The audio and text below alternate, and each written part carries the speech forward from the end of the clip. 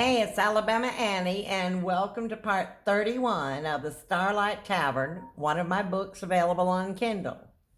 On Saturday morning, Aunt Mary and Charlie drove away in his car somewhere for the day, and Lenny and I were busy with our chores.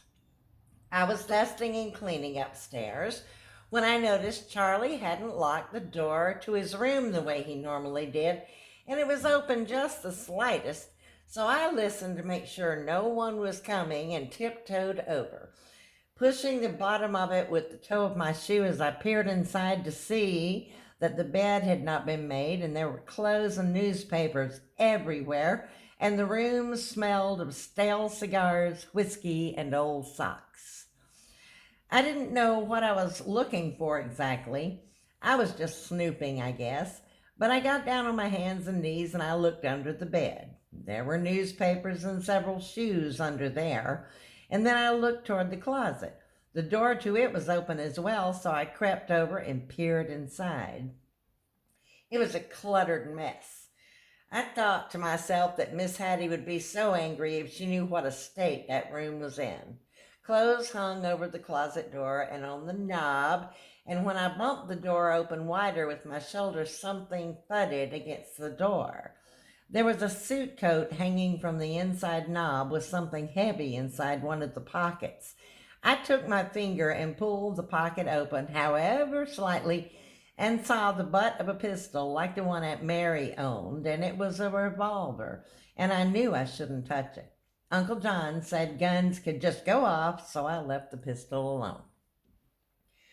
There was a suitcase sitting beside the clothes on the floor and a pile of dirty laundry, and I could see a smaller bag with some papers stuffed inside, and behind the satchel I could see the corner of another bag with some dirty socks sticking out the top. I held my nose against the smell, but something told me to look closer. I was thinking like Trixie Belden or Sherlock Holmes about then. I bent over and shoved the socks aside and peered inside the bag, and I could see money. There were bundles of 50s and $100 bills in that bag.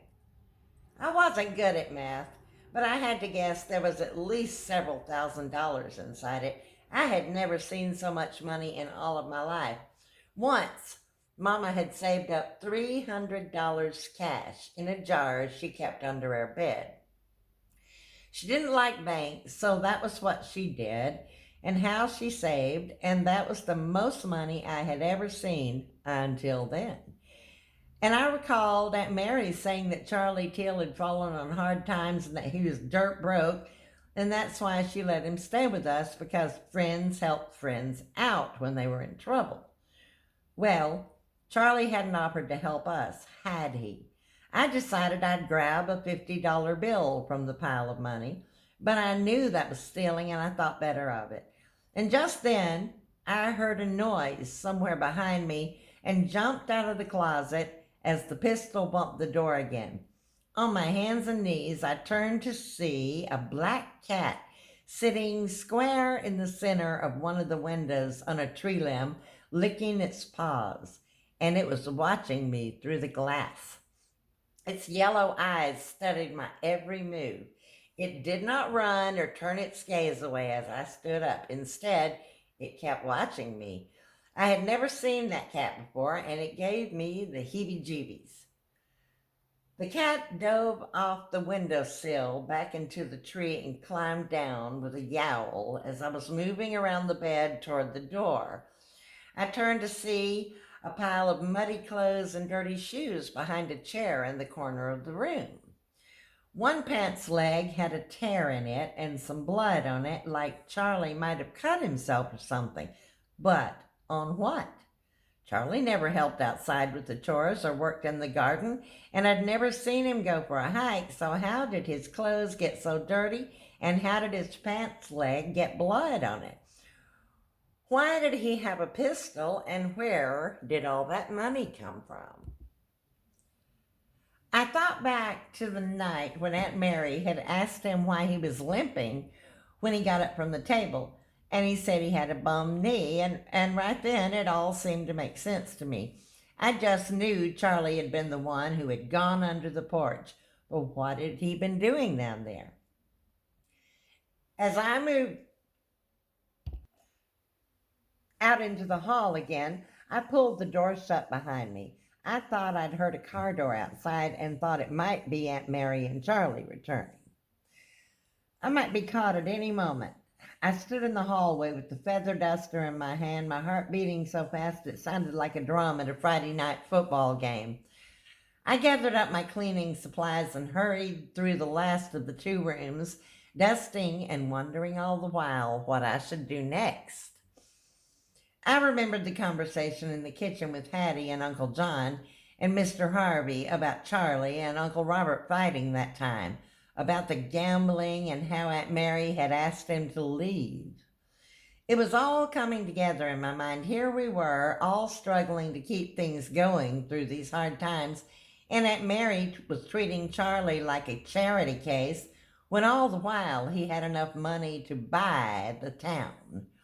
I knew I shouldn't tell Aunt Mary and the rest of them about it, but I also knew I would catch the dickens for ever being in his room in the first place.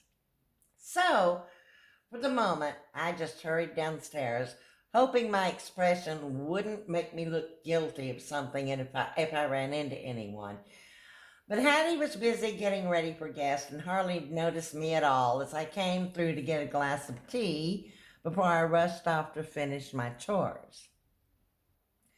When I was done with them, I got my bath and changed into some clean clothes before going off to find Lenny to tell him what I had discovered. He was just finishing up at his dad's when I walked up the front drive and saw him sweeping off the front steps. He waved to me and I stepped up beside him. "I don't know about you," he said, "but I'm tired," wiping his forehead and nose with the tail of his shirt. "You done too?" he asked, and I said I was, but I told him that I really needed to talk to him. "Golly," he said, "can it wait? Dad and I are about to drive over to Georgia to pick up Mr. Brown from the hospital over there. He's to be buried here on Monday," he said, telling me he only had time to go over and change clothes before they had to leave. He opened the door and told his dad he'd be right back, and we hurried back over to the tavern. He ran through to the bathroom and washed up. He changed his clothes. He grabbed an apple out of the fruit bowl on the table in the kitchen and said, "We'll talk tonight," as he ran out the door again and left me standing there at loose ends. I was glad Aunt Mary and Charlie weren't back yet. I hoped they might not come back until late that night after dinner, and they didn't. I spent the evening with Miss Hattie. She was going to crochet some baby booties for a family who had a little new boy, and she offered to teach me, and that kept my mind off what I'd done and the secret I knew. Then Lenny arrived home about 9 o'clock. We returned to the kitchen, and I sat with him while he ate his leftover dinner. He looked tired and was yawning, and it was an early night for the both of us. "We'll talk tomorrow," Lenny said, yawning, as he went off to his room. Sometime overnight, Aunt Mary and Charlie returned from wherever they had been, and she had checked a couple in who were attending Mr. Baker's funeral the following day. And after Hattie and I finished up with the breakfast next morning and I'd done the dishes, we all got dressed to go to church.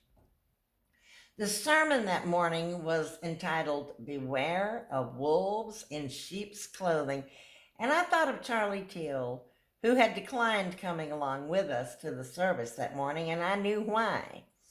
I could tell Aunt Mary had been drinking when I saw her. Her eyes were puffy and she looked peaked and sat through the sermon in a stupor, but I hoped she was listening.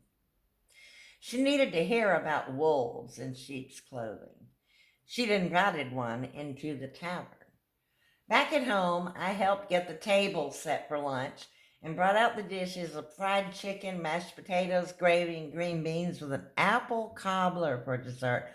Of course, Charlie came down to eat, looking as hungover as Aunt Mary, I noticed.